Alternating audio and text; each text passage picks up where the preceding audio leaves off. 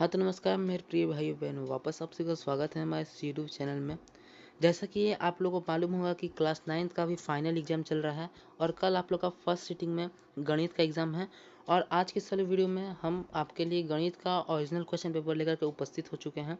और जैसा कि बहुत सारे लोगों पर को विश्वास नहीं था कि हमने जो कल हिंदी का पेपर करवाया था या फिर आप लोग का सोशल साइंस का पेपर करवाया था वह एग्ज़ाम में लड़ेगा, लेकिन 100% वह क्वेश्चन पेपर लड़ा है। इसलिए आप कमेंट करके बताइएगा कि आपका एग्ज़ाम कैसा गया। बाकी हम माफ़ी चाहेंगे कि वीडियो बनाने में थोड़ा लेट हुआ है, क्योंकि हमारा तबीयत सुबह से ख़राब था। 102 डिग्री सेल्सियस बुखार था मेरा सुबह से। अभी जाके थोड़ा तबीयत ख़राब हुआ है तो अभी वीडियो शूट हो रहा है। आपको थोड़ा लेट हुआ है, उसके लिए माफ़ी चाहेंगे। फटाफट से हम लोग वीडियो की शुरुआत करते हैं। और देख सकते हैं यह आपका जिस तरह से आज का क्वेश्चन का सभी पेपर लड़े हैं, उसी तरह से यह भी लड़ेगा आपका मैथ का भी पेपर। के बाद इंग्लिश का भी वीडियो आप लोग को मिलने वाला है। तो जैसा कि आपको मालूम होगा कि ऑब्जेक्टिव क्वेश्चन का आंसर की हम लोग आपको पीडीएफ के रूप में दे देते हैं। तो ऑब्जेक्टिव के छोड़ के हम लोग डायरेक्ट सब्जेक्टिव के आंसर की ओर बढ़ते हैं, क्योंकि पहले ही से काफ़ी लेट हो चुका है। तो देखिए, सब्जेक्टिव में आप लोग को मालूम होना चाहिए कि लघुत्तरीय प्रश्न रहता है। लघुत्तरीय प्रश्न में आप लोग को 15 प्रश्न 30 में से 15 प्रश्न बनाना रहता है। और दीर्घ उत्तरीय प्रश्न में आप लोग का 8 में से 4 प्रश्न बनाना रहता है। तो डायरेक्ट हम आंसर की ओर चलते हैं। आप लोग का थोड़ा सा क्वालिटी इसका ख़राब रहेगा, लेकिन उस मैनेज कर लीजिएगा। आप लोग को बतला देंगे हम सभी क्वेश्चंस।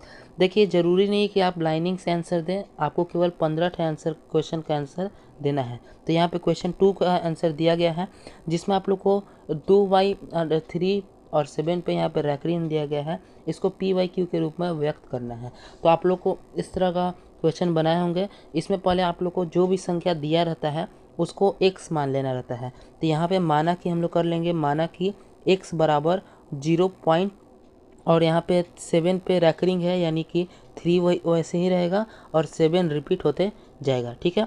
और उसके बाद इसको हम लोग मान लेंगे समीकरण 1। इसको हम लोग समीकरण 1 मान लेते हैं। अब उसके बाद दोनों पक्षों में 10 से गुना किया जाता है, आप लोग को मालूम होना चाहिए। तो जब x में हम लोग 10 से गुना करेंगे तो 10x आ जाएगा। और 0.37777 में हम लोग 10 से गुना करेंगे तो 3.77 आ जाएगा। तो इसको हम लोग मान लेंगे समीकरण 2। ठीक है। अब उसके बाद फिर समीकरण 1 एवं 2 को हम लोग को घटाना रहता है। तो समीकरण 2 में और 1 में हम लोग को घटाएंगे तो यहाँ पे 10x है, 10x माइनस होगा x से तो यहाँ 9x आ जाएगा। और यहाँ पे 3.4 पे रैकरिंग है और 0.37 पे रैकरिंग है। इसको माइनस करिएगा तो आपका 3.4 आ जाएगा। अब यह जो 9 है आप लोग का गुना में है, इस साइड में आ जाएगा तो यह भागा में चल जाएगा और 3.34 ऊपर रहेगा। उसके बाद 34 कट जाएगा 90 से आप लोग का 17 बार में और 45 बार में। तो x का मान आप लोग का 17/45 निकल के आ जाएगा। तो इस तरह से पहला प्रश्न का उत्तर हो गया। अगले प्रश्न की ओर हम बढ़ेंगे। तो अगला प्रश्न संख्या तीसरा है आप लोग का, जिसमें आप लोग को 6 के बट्टा में दिया गया है 3√2 माइनस 2√3 का हर का परिमेयकरण करना रहता है। तो देखिए, हर का परिमेयकरण में आप लोग को प्रोसेस मालूम होगा। जो भी हर दिया रहता है, मतलब नीचे वाला जो भी चीज़ संख्या दिया रहता है, उसको हम लोग को ऊपर नीचे उसका चिन्ह बदल के गुना करना रहता है। जैसे यहाँ पे 3√2 माइनस 2√3 दिया गया है और माइनस में दिया है, तो हम लोग को इसको प्लस में करके ऊपर नीचे गुना करना रहता है। तो जब हम लोग गुना करेंगे 6 से 3√2 को तो 18√2 आ जाएगा। और जब हम गुना करेंगे 6 को 2√3 से तो 12√3 आ जाएगा। और उससे नीचे की बात करें तो नीचे 3√2 और 3√2 और माइनस में √3 और प्लस में √3 है। तो यहाँ फार्मूला लगेगा एक थे a+b और a माइनस बी। ये फार्मूला आप लोग को मालूम होना चाहिए। इसका हो जाएगा आपका a² माइनस b²। इसी फार्मूला पे बैठा देंगे हम लोग का, तो 3√2 का स्क्वायर आ जाएगा और 2√3 का स्क्वायर आ जाएगा। ठीक है। अब उसके बाद क्या करेंगे, तो उसके बाद आपका जो ऊपर में देखेंगे, ऊपर का जो भाग है इसमें हम लोग कॉमन लेंगे। देखेंगे 18, 6 के टेबल में 18 भी आता है और 12 भी आता है, इसलिए हम 6 कॉमन ले लेंगे। यहाँ पे 6 कॉमन लेंगे तो अंदर में 3√2 बचेगा और 2√3 बचेगा। और नीचे में आप लोग का 18 माइनस 12 हो जाएगा। अब 18 में से 12 घटाएंगे तो 6 बचेगा, तो 6 से 6 आप लोग का कट जाएगा। और अंत में जो आंसर आप लोग का निकल के आ जाएगा 3√2 माइनस 2√3, यही हो जाएगा आपका आंसर। ठीक है। हम नेक्स्ट क्वेश्चन की ओर बढ़ते हैं। हमारे नेक्स्ट क्वेश्चन 4 है क्वेश्चन, जिसमें आप लोग को कह रहा है कि 6√3 को 5 अंडर रूट 27 से गुना करना आप लोग को। तो 6√3 को 5√27 से गुना करिएगा तो 6 और 5 6 5 30 हो जाएगा। जो हर के अंदर रहता है वह आपस में गुना हो जाता है, यानी 27 से गुना हो जाएगा 3 का, और हर के बाहर जो रहता है मतलब आपका रूट से बाहर जो रहेगा उसका गुना एक साइड हो जाएगा, यानी 6 से गुना हो जाएगा 5 से, और अंडर रूट में 27 से गुना हो जाएगा 3 से। ठीक है, तो गुना करेंगे हम लोग तो 6 का गुना 5 से होगा तो 30 आ जाएगा, 6 5 30, और 27 का गुना 3 से करिएगा तो 81 आपका आ जाएगा। अब यहाँ पे हम लोग 81 को जब तोड़ेंगे तो 81 आपका टूटेगा 3 × 3 × 3 × 3, 4 बार 3 होगा। ठीक है, तो उसके बाद फिर देखेंगे यहाँ पे हम लोग 4 गो 3 है, यहाँ पे 4 गो 3 है, तो एक 3 हम लोग कॉमन ले सकते हैं, तो 2 3 बाहर आ जाएगा। अब 3 × 3 × 30 करेंगे तो 3 3 6 3 के 9 हो जाएगा, और 9 3 27 हो जाएगा, यानी 270 इसका आंसर निकल के आ जाएगा। अब हम नेक्स्ट क्वेश्चन की ओर बढ़ते हैं। आपका अगला एवं 5वां प्रश्न है कि 5 है आप लोग का दिया गया, उसके बाद 5 के हर दिया है आप लोग का, 5 के पावर में दिया है 1/3, और उसके बाद फिर आप लोग को गुना दिया गया है, पॉइंट दिया गया है जिसको गुना ही कहा जाता है, और फिर 25 के पावर में 1/3 आप लोग का दिया है। ठीक है, अब इस क्वेश्चन का कोई हल कैसे होगा, तो देखिए ये जो 5 के पावर में 1/3 दिया है वह उसी तरह से आप लोग छोड़ दीजिएगा। अब देखेंगे यहाँ पे जो 25 है हम इसको 5 का स्क्वायर लिख सकते हैं, और 5 का स्क्वायर इसीलिए हम लोग लिखेंगे क्योंकि यहाँ भी 5 हो जाएगा और यहाँ भी 5 हो जाएगा, तो दोनों आपस में जुड़ जाएंगे, बस उसी के लिए हम 5 का स्क्वायर कर देंगे इसका। तो 5 का स्क्वायर करेंगे तो 2 × √3 हो जाएगा, तो 2/3 हो जाएगा। 5 कॉमन निकल जाएगा, इसके 5 कॉमन निकल जाएगा, और इसके ऊपर में पावर में रहेगा 1/3 और प्लस में 2/3। इसको जब आप सॉल्यूशन करिएगा तो 5 का 5 रहेगा, ऊपर में बटा बका जोड़ होगा तो 3 का 3 हो जाएगा एलसीएम, फिर 1 + 3 हो जाएगा। ओके, उसके बाद फिर क्या करेंगे हम लोग 1 + 2 हो जाएगा, 1 + 2, फिर 5 के पावर में रहेगा आपका 3/3, 3 से 3 कट जाएगा तो 5 का पावर 1 आ जाएगा आप लोग का आंसर। आगे दिया गया होगा 5 का पावर 1 आंसर दिया गया है। ठीक है, उसके बाद फिर नेक्स्ट क्वेश्चन की ओर हम बढ़ेंगे। अगला क्वेश्चन है आप लोग का क्वेश्चन नंबर 6 है कि x, क्वेश्चन नंबर दिया गया कि x = 1 रखने पर बहुपद px = 5x² - 3x + 7 का मान ज्ञात करें। तो इस बहुत सिंपल क्वेश्चन है आप लोग का, जहाँ पे x आप लोग को दिया गया है वहाँ पे मात्र आपको 1 रख देना है। ठीक है, तो हम लोग का समीकरण यहाँ पे क्या है, 5x² - 3x + 7। ठीक है, यही आपका समीकरण है। इसमें x की जगह पे 1 रखना है हम लोग को, तो 5 का 5 छोड़ देंगे, गुने x की जगह पे 1 रखेंगे तो 1 का स्क्वायर 1 ही हो जाएगा, तो कोई मतलब नहीं है। -3 × x का मान 1 रख देंगे + 7। ठीक है, 5 का गुना 1 से होगा तो 5 ही आ जाएगा, -3 का गुना 1 से हो जाएगा तो 3 आएगा, और प्लस में आपका 7 हो जाएगा। उसके बाद 5 में से 3 जाएगा तो 2 बचेगा, और 7 + 2 हो जाएगा 9। आगे आंसर दिया गया आप लोग का, देखिए यहाँ पे दिया गया है आंसर 9। इस तरह से आप बना लीजिएगा इस प्रश्न का हल। उसका नेक्स्ट क्वेश्चन की ओर हम बढ़ेंगे। 8वां नंबर प्रश्न है कि यदि 3x² + 3x + 1 को x - 1 से भाग दिया जाए तो शेषफल ज्ञात करें। तो यहाँ पे आपको भागा देना है। भागा देने के लिए आपको x - 1 से भागा देना है, तो x - 1 लिख देंगे, और 3x² - 3x + 1 को भागा देना है, तो हम लोग लिख देंगे जो चीज़ दिया गया है मान। अब उसके बाद आपको देखना है कि हम लोग x में क्या गुना कर सकते हैं कि 3x² आ जाएगा। तो x में हम लोग क्या गुना करेंगे कि 3x² आएगा, तो 3 गुना कर सकते हैं, और एक हम लोग x गुना कर सकते हैं, तो 3x यहाँ लिखेंगे, भागफल में 3x लिखेंगे, तो 3x से 3x कट जाएगा और 3x बच जाएगा। ओके, उसके बाद प्लस माइनस होता है, लेकिन माइनस माइनस प्लस हो जाएगा, तो यहाँ 6x हो जाएगा -1। फिर 6 से हम लोग ले जाएंगे तो 6 - 1 हो जाएगा, यानी शेषफल आप लोग का 0 निकल के आ जाएगा। शेषफल पूछा था आपका, तो शेषफल आप लोग का माफ़ करिएगा 7 निकल के आपका आ जाएगा, और भागफल 3x + 6 आ जाएगा। उसके बाद नेक्स्ट क्वेश्चन की ओर हम बढ़ेंगे। नेक्स्ट क्वेश्चन आप लोग का है कि बहुपद x² - 11x + 28 का गुणनखंड ज्ञात करें। तो इसमें आप लोग को मालूम होना चाहिए कि जो बीच वाला जो अंक दिया रहता है उसको हम लोग को तोड़ना रहता है। ठीक है। तो यहाँ पे 11x जो दिया है उसको हम लोग -7x और -4x में जोड़ सकते हैं, क्योंकि माइनस माइनस प्लस हो जाएगा तो 7 4 11x हो जाएगा। ठीक है, तो हम लोग लिख दिए। अब इसमें से हम लोग कॉमन निकालेंगे और इसमें से कॉमन निकालेंगे। तो इसमें देखिएगा आप, तो x इसमें भी है और x इसमें भी है, तो x कॉमन निकल जाएगा, अंदर बचेगा x - 7। उसी प्रकार से इस साइड में देखेंगे हम लोग, तो यहाँ पे 28 है, तो यहाँ 4 यहाँ भी है, यानी 4 के टेबल में 4 भी आता है और 28 भी आता है, इसलिए यहाँ पे हम लोग 4 कॉमन ले लेंगे और x - 7 अंदर में बच जाएगा। ठीक है, तो x - 7 यहाँ भी है और x - 7 यहाँ भी है, तो इन दोनों को कॉमन ले लेंगे तो x - 7 हो जाएगा एक ठे, और बाहर जो बचा है x - 4 ये हो जाएगा आप लोग का x - 4। इसके बाद भी हम लोग चाहेंगे तो इसमें कर सकते हैं। आप देखिएगा x - 7 जो दिया है इसको हम लोग बराबर में 7 लिख सकते हैं और x - 4 को बराबर में हम लोग 4 लिख सकते हैं, लेकिन इसको गुणनखंड के रूप में व्यक्त करना था, तो इतना भी आंसर आपका हो जाएगा। हम नेक्स्ट क्वेश्चन की बढ़ेंगे। नेक्स्ट क्वेश्चन है कि आपका सर्वसमयिकाओं का प्रयोग करके 7, तो यहाँ पे आपका दिया है 7x - y बराबर 1। इसमें आप लोग को समीकरण बना करके और एकक मान रख के इसका मान ज्ञात करना है, तो विस्तारित रूप से करना है। तो इसका आंसर हम लोग यहाँ पे भी इसको छोड़ सकते हैं या फिर आगे भी आप चाहें तो इसमें कर सकते हैं। ठीक है, हम नेक्स्ट क्वेश्चन की ओर बढ़ेंगे। नेक्स्ट क्वेश्चन है, यदि बिंदु है P में -8 दिया है, -8 और कॉमा -15 तथा बिंदु -9 कॉमा -6 है, तो P की कोटि और Q की कोटि का मान ज्ञात करें। काफ़ी सिंपल क्वेश्चन है। कोटि का मतलब होता है आप लोग का y जो अक्ष रहता है और y निर्देशांक जो रहता है उसी को कोटि कहते हैं हम लोग। तो P की कोटि और -Q की कोटि आप लोग को ज्ञात करना है। तो देखिए P का निर्देशांक यह है, इसका कोटि देखेंगे तो -15 आएगा, तो -15 लिखेंगे, और फिर चूंकि यहाँ पे माइनस करने के लिए करा है तो माइनस लिख देंगे। ठीक है, उसके बाद फिर Q की कोटि करा है तो Q की कोटि -6 है, तो यहाँ लिखेंगे हम लोग -6।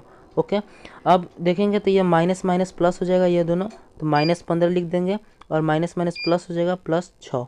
ठीक, फिर प्लस माइनस माइनस हो जाएगा, चूँकि माइनस का चिन्ह यहाँ बड़ा है तो माइनस ही रहेगा, और प्लस माइनस माइनस होगा तो आप लोग का माइनस में 9 आ जाएगा, 9 6 15। यहाँ पे भी आप देख सकते हैं माइनस में 9 आंसर आ रहा है। नेक्स्ट क्वेश्चन की ओर हम बढ़ेंगे कि एक चतुर्थांश के कोण आप लोग को दिए गए हैं के अनुपात में है, तो सबसे बड़ा कोण आप लोग को ज्ञात करना है। ठीक है, तो यहाँ पे कोण का अनुपात आप लोग को दिया गया है और आपको कोण ज्ञात करना है। अनुपात क्या दिया गया आप लोग का? अनुपात दिया है 4 रेशियो, रुकिएगा, हाँ, अनुपात दिया है 4 रेशियो 5 रेशियो 8 रेशियो और 13 दिया गया है आप लोग का। तो इसमें आप लोग को मालूम होगा कि जो चतुर्भुज होता है, चतुर्भुज इसके चारों कोणों का योगफल होता है आप लोग का 360 डिग्री। ठीक है, यानी कि हम लोग 4x करेंगे, 4x plus 5x plus 8x plus 3x करेंगे तो 360 आप लोग का आना चाहिए। ठीक है, तो हम लोग 5 में से 4 जोड़ेंगे तो 9 आएगा, 9 में से 8 जोड़ेंगे तो 17 आएगा, और 17 में 13 जोड़ेंगे तो आपका 30 आएगा। ठीक है, तो 30 x हो जाएगा, और बराबर में चूँकि चारों कोणों का योग 360 डिग्री होता है तो 360 हो जाएगा। तो इसको हम लोग कटाएंगे तो 12 बार में कट जाएगा, यानी x का मान आप लोग का 12 आ गया, यानी सबसे बड़ा कोणों का मान x का मान आप लोग को 12 आ रहा है यहाँ पे। अब x का मान 12 आया तो इसके बाद भी इसमें प्रोसेस होना चाहिए। देखिए x का मान जब 12 आ रहा है इसमें x का मान, तो अब कह रहा है कि इसका सबसे बड़ा कोण आप लोग को ज्ञात करना है। सबसे बड़ा कोण कहने का मतलब है कि यहाँ पे 13x दिया है, यही सबसे बड़ा कोण होगा, तो 13 में आप लोग को 12 जोड़ देंगे तो आप लोग का आंसर निकल के आ जाएगा। अगले क्वेश्चन की ओर बढ़ेंगे। चाहे यहाँ पे इसका प्रोसेस दिया गया, सबसे छोटा कोण ज्ञात करना है। सबसे छोटा कोण, माफ़ करिएगा, यहाँ पे सबसे छोटा कोण ज्ञात करने के लिए कहा जा रहा है। तो सबसे छोटा कोण आप देख सकते हैं 4x होगा यहाँ पे सबसे छोटा कोण। तो 4x में यानी 4 में 12 जोड़ेंगे तो आप लोग का 48 आ जाएगा। फिर उसके बाद आप लोग का है क्वेश्चन कि एक बेलन का पृष्ठीय क्षेत्रफल दिया गया है और इसकी व्यास 20 सेंटीमीटर दिया गया है, तो बेलन का ऊंचाई आप लोग को ज्ञात करना है। तो पहले लिख देंगे बेलन का व्यास 20 सेंटीमीटर दिया है, और तो यहाँ पे आप लोग का व्यास दिया गया है 20 सेंटीमीटर और इसका पृष्ठीय क्षेत्रफल आप लोग का दिया गया है। ठीक है, तो इसका हम लोग को पृष्ठीय क्षेत्रफल पहले त्रिज्या ज्ञात कर लेंगे हम लोग। तो 20 सेंटीमीटर व्यास दिया है तो त्रिज्या 10 सेंटीमीटर हो जाएगा, और इसका पृष्ठीय क्षेत्रफल 1210 दिया है, तो आपको फार्मूला लगाना है बेलन का पृष्ठीय क्षेत्रफल का, होता है आप लोग का 2πRh। ठीक है, तो 2 पाई का मान 22/7 लिख देंगे, इंटू आर का मान 10 दिया गया है, अभी जस्ट हमने निकाला, और एच हम लोग को ज्ञात करना है तो एच छोड़ देंगे। उसके बाद फिर आप कटाइएगा 1210 से, तो 4h बराबर 77 आएगा। और उसके बाद फिर हम आगे बढ़ेंगे, आगे तो थी ये जो आपका 4h है, यहाँ पे जो 4h है, यह 4 इधर चल जाएगा तो अपॉन में आ जाएगा, यानी बटे में आ जाएगा। तो आपको मन करे तो इसको कटा भी सकते हैं, वरना इस तरह से भी आंसर लिख सकते हैं। यही है आपका हो जाएगा आंसर। फिर अगले क्वेश्चन की ओर हम बढ़ेंगे। अगला क्वेश्चन है 26 नंबर कि 10.5 सेंटीमीटर त्रिज्या वाले गोले का आयतन ज्ञात करें। तो बहुत सिंपल क्वेश्चन है आप लोग का। गोले का आयतन होता है 4/3πr³।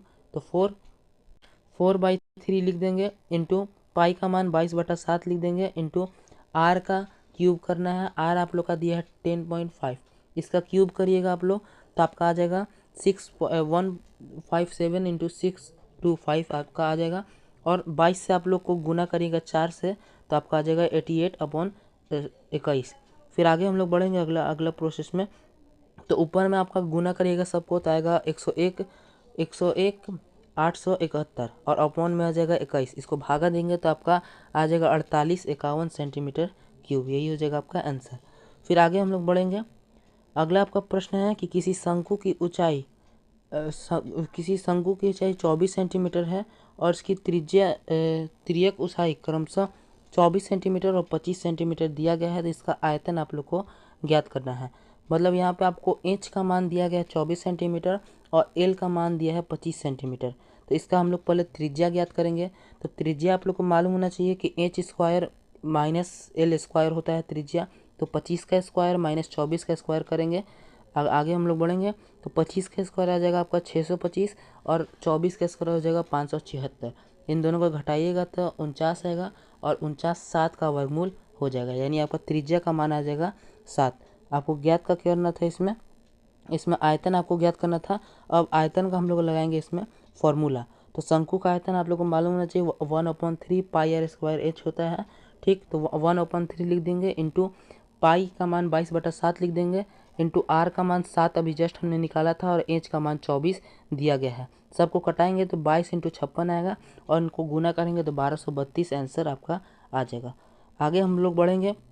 अगला प्रश्न संख्या 28 है कि किसी क्रिकेट मैच में एक बल्लेबाज द्वारा खेले गए 30 गेंदों में चौका मारता है, 5 चौके मारता है, तो चौका ना मारने की प्रायिकता ज्ञात करेंगे। तो जो प्रायिकता नहीं ज्ञात करना है तो आपको सिंपल ऊपर में जितना घटना हो सकता है उसको लिखना है। तो 5 बार चौका मारा है तो 5 लिख देंगे, अपॉन कितना गेंद खेला है तो 30 गेंद खेला है, और बटे में 30 लिख देंगे। 5 को 30 से कटाएंगे तो आपका 1/6 हो जाएगा, यानी प्रायिकता 1/6 हो जाएगा आपका। आगे बढ़ेंगे हम लोग आगे बढ़ेंगे। अगला प्रश्न हम लोग का है कि यदि 6 प्रेक्षणों P, P+2, P+3, P+4, 2, 4, 6, 8 इस तरह से दिया गया है। इसमें आप लोग को माध्य दिया गया है 10, तो इसका आप लोग को P का मान ज्ञात करना है। तो सिंपल आप लोग को करना क्या है, तो सब माध्य का फॉर्मूला होता है कहीं सिग्मा fx बटे सिग्मा f, यानी कुल चरों का योग बटा में कुल चरों की संख्या। कुल चरों का योग हम लोग ऊपर में लिख देंगे, और कुल चरों की संख्या 6 है तो बटे में लिख देंगे। अब आगे हम लोग करेंगे प्रोसेस। तो 60 इधर हो जाएगा 10, और इधर 6P + 30 हो जाएगा। 30 जब घटेगा 60 से तो यह आ जाएगा आप लोग का 30, और 6 30 से जाएगा 5 बार में, यानी P का मान 5 आ जाएगा। इस तरह से आपका 15 लघु उत्तरीय प्रश्न हो गया। आगे हम लोग बढ़ेंगे तो आगे दीर्घ उत्तरीय प्रश्न आप लोग का दिया गया है। दीर्घ उत्तरीय प्रश्न में आप लोग को पहले भागा लगाना है, x+2 को भागा लगाना है x³ + x² + -2x + 3 भागा लगाना है। तो इसमें भागा लगाने के लिए आप लोग को मालूम होना चाहिए कि पहले वैसा संख्या देखना चाहिए जिसको मान रखने पर आप लोग का कट जाए। मतलब देखेंगे यहाँ x+2 है, तो x+2 में हम क्या गुना करेंगे कि x³ आ जाएगा। तो यहाँ पे हम लोग x² को जब x में गुना करेंगे तो x³ आ जाएगा, तो x² लिख देंगे हम लोग। उसके बाद आप लोग भागा कर लीजिएगा इसमें, क्योंकि समझ नहीं आएगा, हम लोग करके दिखाएंगे। तो जब आप भागा करिएगा तो इसका आंसर आप लोग का x² - x + 1 आ जाएगा निकल के आंसर। तो आप लिख दीजिएगा भागफल x square minus x plus 4 और घात इसका जो अधिकतम घात होगा वह 2 हो जाएगा। अधिकतम घात पूछ रहा था आंसर में, तो अधिकतम घात 2 हो जाएगा। फिर उसके बाद हम आगे प्रश्न की ओर बढ़ते हैं। अगला प्रश्न है कि दो चर वाले रैखिक समीकरण 2x + y = 8 का आलेख खींचे, मतलब ग्राफ खींचे। तो पहले इसका हम लोग को एक ठे समीकरण बनाना होगा। समीकरण बनाने के लिए ये y को y हम लोग छोड़ देंगे और इस 2x को हम लोग ब्रैकेट बराबर के उधर भेज देंगे, तो 8 - 2x हो जाएगा। ठीक है। अब उसके बाद आप लोग को मालूम होना चाहिए कि एक ठे मान रखना रहता है हम लोग को। तो पहले हम लोग x का मान 1 रखेंगे तो 6 आएगा, फिर 2 रखेंगे तो 4 आएगा और 3 रखेंगे तो 2 आएगा। फिर इसका ग्राफ खींचना होगा। तो ग्राफ यहाँ पे खींचा गया, आप लोग देख सकते हैं। 1 और 1 से 1 और 6 है, 2 और 4 है और 3 और 2 है। तो पहले हम लोग 1 6 को पॉइंट करेंगे, तो नीचे से 1 जाएगा और 6 ऊपर से आएगा, तो यहाँ पे पॉइंट होगा। फिर 2 4 यहाँ पे हो जाएगा पॉइंट और 3 2 यहाँ पे हो जाएगा पॉइंट। अब इसका आप लोग को आलेख खींचना था, तो बस तीनों बिंदु को आपस में आप लोग को मिला देना है। इस तरह से दूसरा प्रश्न का भी हल हो जाएगा आप लोग का। उसके बाद यदि हम अगले प्रश्न की ओर बढ़ेंगे कि यदि बहुपद 2y³ + ay² + 3y - 14 के गुणनखंड y - 3 और y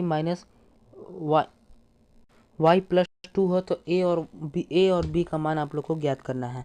ठीक है। तो इसमें y - 1 लिया गया है, यानी कि y - 1 = 0 दिया गया है। तो इस -1 को हम लोग बराबर के उधर भेजेंगे, तो y का मान आ जाएगा 1। तो हम लोग पहले y का मान 1 रख देंगे सभी जगह पे। तो y का मान हम लोग जब 1 रखेंगे, तो लास्ट में हम लोग का आंसर निकल के आएगा y का -2। ठीक है। उसके बाद फिर आगे देखेंगे हम लोग। फिर उसके बाद देखिएगा आप लोग यहाँ पे, एक बार आप लोग y - 1 लिख रखना था और एक बार y + 2 था। तो y + 2 है, यानी कि -2 रखना होगा दूसरा मान। दोनों बार मान आप लोग को रखना होगा। तो यहाँ पे हम लोग दूसरा स्टेप में रखेंगे y का मान -2। ठीक, सभी जगह y का मान -2 रखेंगे हम लोग। तो यहाँ पे भी आपको समीकरण एक से निकल के आ जाएगा। तो समीकरण 1 और समीकरण 2 को आप लोग जोड़िएगा, तो आपका a का मान 9 निकल के आ जाएगा। हम चलते हैं आज के अंतिम प्रश्न की ओर। आपका अंतिम प्रश्न है कि a का मान √ में 6 - 5 और बटा में 6 + 5 है, तथा 6 + √5 और √6 - √5 है। तो a² + b² = 4ab का मान ज्ञात करें। तो देखिए यहाँ पे हम लोग डायरेक्ट a का मान दिया गया है। a का मान आप लोगों को स्टार्टिंग में दिया गया है। a का मान दिया है यह, और आपका b का भी मान दिया गया है। ठीक है, b का मान भी दिया गया है। तो a² + b² - 4ab का मान ज्ञात करना है। तो इसको a का मान यह दिया है, b का मान यह दिया है, तो दोनों का स्क्वायर करना होगा हम लोग को। तो हर का परिमेयकरण करके करेंगे हम लोग, इसमें भी और इसमें भी। तो आप लोग का यहाँ आ जाएगा √ में 6 - 5 का स्क्वायर और √ में 6 + 5 का स्क्वायर। यही आपका हो जाएगा आंसर। देखिए, हम पहले बतला दे रहे हैं कि आज की इस वीडियो में हम 100% अपना नहीं दे पाए। हम आपको पहले ही बतला चुके हैं कि तबीयत थोड़ा ख़राब था मेरा। इसका PDF आपको हम प्रोवाइड करवा देंगे। PDF के लिए आप लोग को व्हाट्सएप चैनल या टेलीग्राम चैनल में जुड़ जाना है, जिसका लिंक आपको डिस्क्रिप्शन बॉक्स में मिल जाएगा। जस्ट तुरंत हम लोग इंग्लिश का भी वीडियो डालने वाले हैं। अभी शूट नहीं हुआ, जा रहे शूट करने। तो इंग्लिश के वीडियो का नोटिफिकेशन पाने के लिए आप लोग चैनल को सब्सक्राइब कर सकते हैं, यदि आप चैनल पर नए हैं तो। वीडियो पसंद आता है तो वीडियो को लाइक करिएगा। कोई भी डाउट रहता है तो कमेंट जरूर करिएगा। बाकी हम मिलते हैं आपसे नेक्स्ट वीडियो में। तब तक के लिए जय हिंद, जय भारत।